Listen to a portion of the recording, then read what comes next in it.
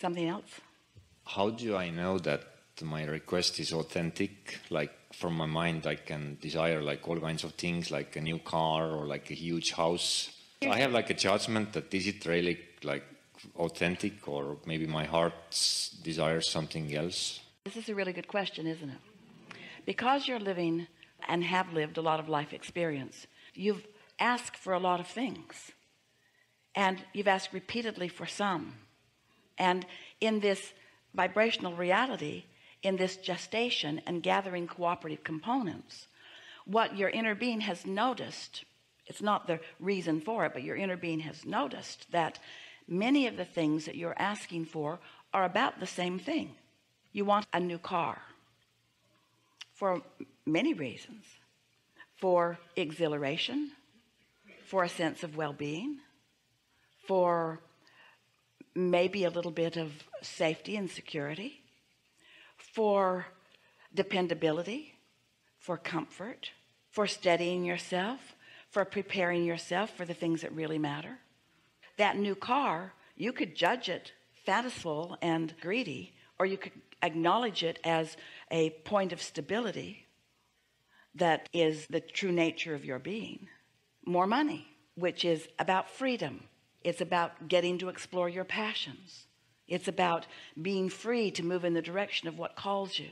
We can't think of any more important vibrational reasons. And you see, your vortex is able to synthesize all of that out, because over time, when you were playing on the playground as a boy, you were asking for some of these things. You wanted what you called fairness, and you wanted respect, and you wanted to both give it and get it. You wanted alignment, you wanted life force. So much of it was already there. Your vortex existed even before you came into your body.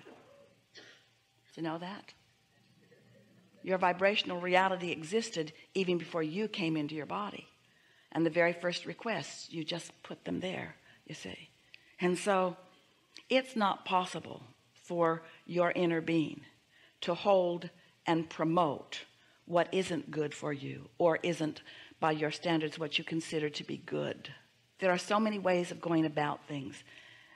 Esther was contemplating with a friend yesterday about something like parenting, two parents talking with each other about the way to raise their children, and maybe disagreeing with each other and arguing, or maybe a neighborhood committee debating and arguing with each other about how things should be done in their neighborhood. But down there in the depths or core of all of them are the same things. We want well-being for our family. We want well-being for each other. And even though we have different ideas of how to go about it, there is this core intention at the heart of things, no matter how big our differences seem to be out here on the surface. So if you get back to that core intentions, we know that our words are not enough, because words don't teach. It's only life experience that teaches. But we want you to know that what's in your vortex is authentic, and it is real, and it is yours, and you have put it there, and the best of what you have asked for is there, calling you to the completion of it. It's what creation is, you see. So let's just take another minute. So here's this vortex, and we've been saying to you things like, find a way to get into the vortex, do the processes and get into the vortex, meditate, stop doing that thing that you're doing that's keeping you out of the vortex, and go into the vortex. We've been saying, get on your high flying disc. We've tried to find many different ways to get you to get up to speed, or release the resistance, so that you can be in sync with who you really are. So now we're saying to you, so here is this vibrational reality that is emanating a signal, and here you are far away from it because you're angry, or far away from it because you're worried. In fact, you're so tired you can hardly even stay awake.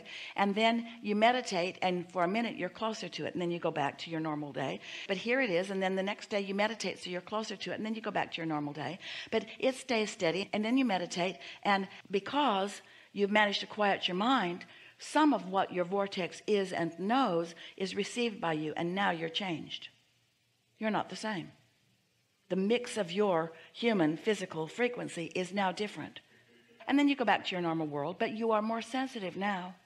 And then you meditate again and again, and before you know it, the gap between you and you doesn't happen as often, and is in vibrational alignment more often. And now you begin to feel the rhythm of your inner being. You begin to feel the confidence that you ask for, not necessarily the car, but the confidence. You feel the satisfaction of feeling good in your body. You feel an enthusiasm that you haven't been feeling, not the car, but an enthusiasm in your body that's satisfying.